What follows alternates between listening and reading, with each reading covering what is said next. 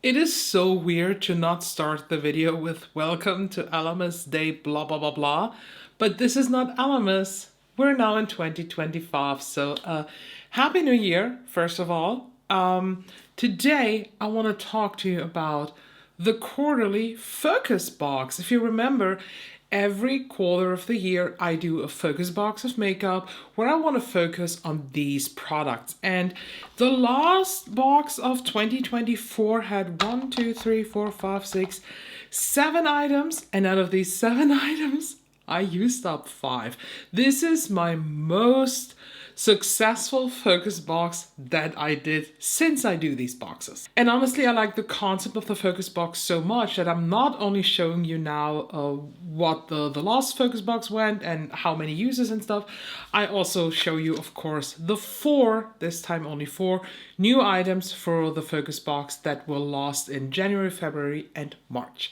So let's head now into the old products first. So the first product from the box is this here. This is the Milk Pore Eclipse Primer. I'm pretty sure that when I keep on pressing here, that like with toothpaste, there is still a tad bit on the bottom, although I do have to, no, it is, oh my god, it is really, this is done. This is gone and done.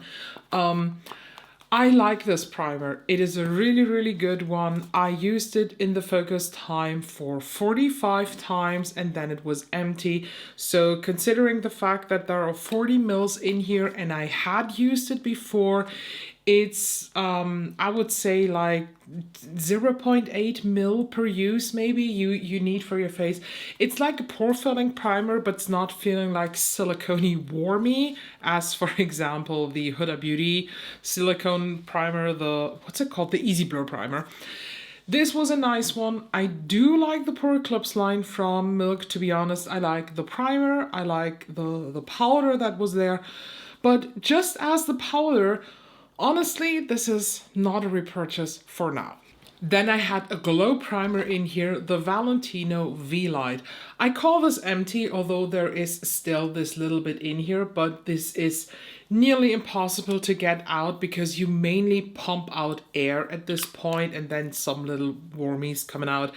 In the focus time, I used this 41 times, and when I started, I think it was down to here. I do like that. I think this is a beautiful glowy base. I absolutely enjoy this. Will I repurchase this? Actually not, but that is because, let me count here. I have 1, 2, 3, 4, 5, 6, 7 other, and if I had to compare this to one, let me show you that and grab it. I would like to compare this to the MAC Strobe Cream. This is a little bit softer than Strobe Cream. This is a little bit more intense, but I think overall I like the Strobe Cream more. Plus, and that is a very important thing, this here has only 25 milliliter, while the full-size Strobe Cream has 50. By the way, why do I compare these? I do have the shade Pink Light and Strobe Cream, and both are pinky based. My powder love, the old Milk Makeup Blur-In set I put in here because I finally wanted to use this up, but don't worry, I have a backup of this. Haven't opened it yet because I have a lot of good powder currently, but I have a backup of this. I didn't have a lot left and it took me only 9 more uses to use that up. So when I say I don't have a lot more left, when it was standing like this, I was able to see the bottom. So it was really just some remaining stuff, but this was the best powder ever and I'm so sad that Milk discontinued this. Then we had an under eye setting powder, the Charlotte Tilbury Airbrush powder. I hate the other Charlotte Tilbury powders. The regular face powder is just not for me, but this brightening version is really good. It's completely gone. I used it up. It worked with every single of my concealers. It held up beautiful. Love this powder. And it took me surprisingly only 45 uses to use this up. When I started, I had no pan in there, but there was a really low dip in there. But again, I'm very heavy with powder, so that definitely plays into this. But I like this. Do I repurchase it for now? No. If I had to compare this, this is a... okay, the Pat McGrath under eye setting powder that I love, this is a baked formula. This is like the Pat McGrath one, but in the pressed formulation. That means the overall texture is a bit different. But when it comes to how finely it is milled, how it appears on the under eye, I think it's very similar to the Pat McGrath one. The Pat McGrath has like some issues with breakage because of the baked formulation. It's very, very loose in there. But I do like it a bit better than this. But if you prefer a powder like that, but you don't want to deal with the breakage, maybe that loose version is it.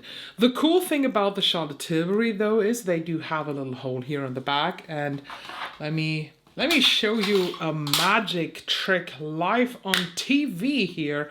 That is to thick my spatula. So let me grab another tool that I have here. And that comes in handy every now and then. You can pop out the pan. So, oh my God, can you please stay out of it? So if I would like to repurchase the powder, I can only repurchase the pan and I do not have to buy the whole compact again. The thing just is that this is a system that for someone who has, I don't know, 20 powders in total, face and under eye, maybe even more, I'm not very eager to currently repurchase this, so we'll get rid of the whole packaging. Then I have a highlighter. A cream highlighter was in there and I used it up. I used up a whole cream highlighter. I know, shocking. Westman Atelier Perla. On one hand, I am so proud I scraped out the last fucking bit out of it. On the other hand, I'm very, very sad because this was a limited edition. So I haven't checked the shops yet, but chances are high that this isn't available anymore. Perla was this beautiful, more champagne-y one, and I tried to swatch it here, but it's not visible because it was that type of champagne that looked invisible on the skin, but with the right light hitting your face, it was amazing. If you want to have a dupe for this, the Victoria Beckham highlighter stick, the lighter one, is exactly the same shade. So technically I still have one color, but the OG Westman Atelier is gone. And when I started to use this here in the focus pan or in the focus box, I think I used up like a third of the stick already. So there was a lot of usage down. And at the end, then it took me 33 more times of using this. It sounds like not a lot, but keep in mind, I'm a very heavy highlighter user and I swirl the brush in there. I go in with the finger sometimes depending on how the formula works. And to be honest, this is very, very melty to touch. So as soon as you touch it, these melt into your skin and you have only 5 grams of product in here. And since this is so light, I applied a lot. So I went through this very fast. 2 products are left. These are the 2 products that I didn't use up, and I just want to ask all the people who are constantly criticizing the contour wands or the blush wands or whatever wand from Charlotte Tilbury by saying they're so small for what you pay. These are 12 milliliters in there. My goal was to use this up in the focus box, and I used this nearly every single day. So in total, in that time, I used it 58 times. And I used up in these 58 times only 1.68 grams of product. There are 12 mil in here. People just have no idea how long 12 milliliter of a liquid contour will just carry you. I will put this back into my drawer. I'm very, very proud of the progress that I made. I just realized that I really love the contour one. This was so close on getting decluttered, if you remember that. But then I found the right brush and now I'm more than happy to still have it in my collection. And the last item in the focus box of Q4 in 2024 was a powder highlighter, my mini version of the Fenty How Many Carats. I in total use up 0.87 grams. That's just so insane in 50 uses. And when I say uses, let me just show you what I did. I took my brush, let me grab a highlighter brush. So I mostly use it with the Real Techniques setting brush. And I show you this here on the closed one. And what I then did was this. I really heavy rubbed it. And then I applied this here on the cheek, on the brows, on the nose, on the cupid's bow, everywhere. I wanted to sparkle like Edward the fuck Cullen.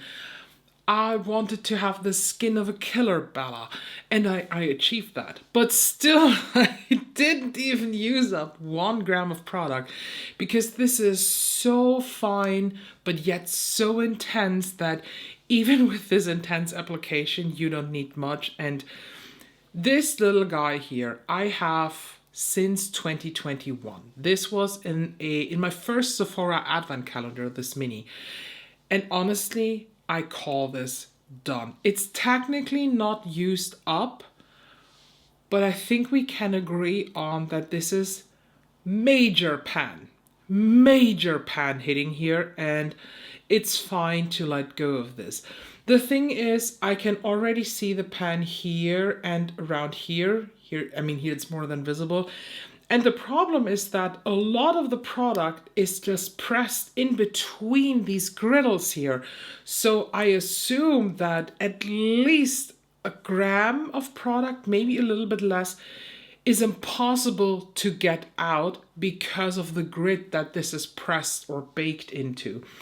I do have a full size of this and I am not opening it right away because I want to focus on the other highlighters that I have right now. But I just want to say that Fenty How Many Carats, even after this intense usage, I still consider one of my holy grail highlighters. It is just so good.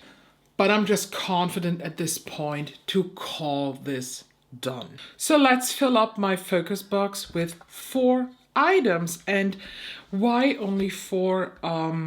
The thing is, with these focus boxes, I am so motivated then, and I want to use only these, and I tend to neglect everything else. So in that whole time, I barely used any other cream contour. I barely used any other highlight, and I have so many beautifuls. That is just the thing that I have with project pans in general, that you neglect your collection. So I thought that this time I will be putting in 4 items that can be just used in topper ways too, or just are fine to maybe skip one day. So let's start with a lip product this time. This is the Givenchy Rose Perfetto Balm in the shade Milky Nude. I don't know how much is in there, but I assume that I might be down to this. It's really hard to tell here. But do I want to use this up? I don't know. I think it's a very, very pretty shade. So can I make a window clear? Oh, maybe I'm also down to this one. I don't know. My goal is to use it as many times as possible. If I happen to finish this in 3 months, I'm more than happy with that. If not, that's fine, but after that, this gets decluttered because it has reached a certain age. And with lip products, I'm a bit more picky age-wise. It still smells like always, so that's definitely not the problem, but I just adore this color, honestly, that I want to give it a lot of love in the next 3 months. Then we have a bronzer that I put in here, and I decided to go with a powder bronzer because that means that I can rotate through my cream bronzers the next 3 months more and just use them since I neglected them in the past quarter so much.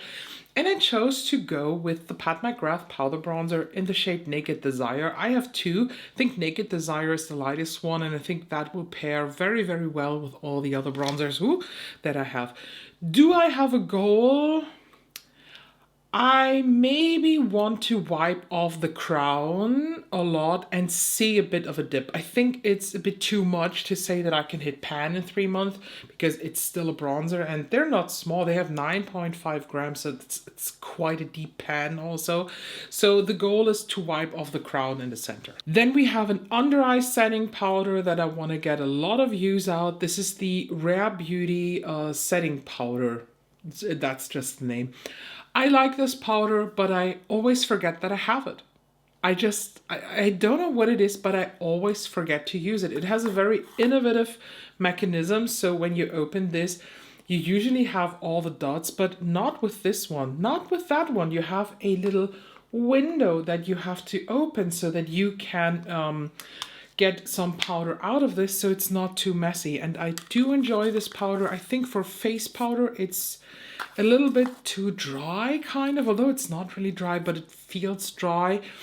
But surprisingly for my under eyes, which usually you won't have a powder that sounds dry, it works better. But sometimes it is what it is. Certain powders work for me, sometimes on certain areas only. And last but not least, I actually have a foundation that I want to give a lot of love in the next 3 months because I think it's about to get weird.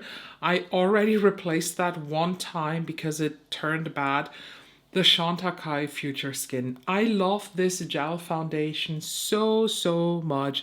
It was used on the Euphoria set, and if you remember Euphoria, the TV show, they had just amazing skin and everything just looked like no makeup, but there was makeup. And when I wear this, I feel very smooth and perfected. So I want to give this a lot of use.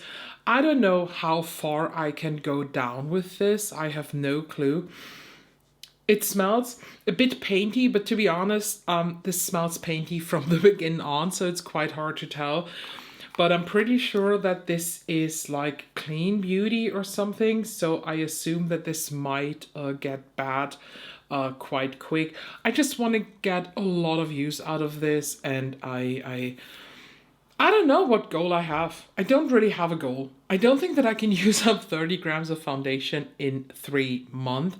That means 10 grams per month. Or is it possible when I use only this? You know what? We will see how this goes and how much I will be able to use up in these 3 months.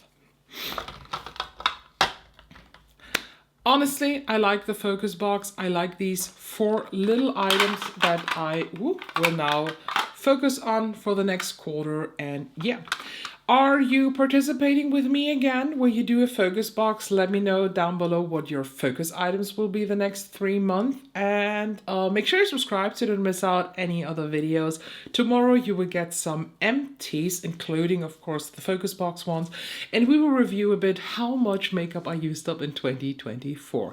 Thank you so much for joining. As said, make sure you subscribe and see you soon.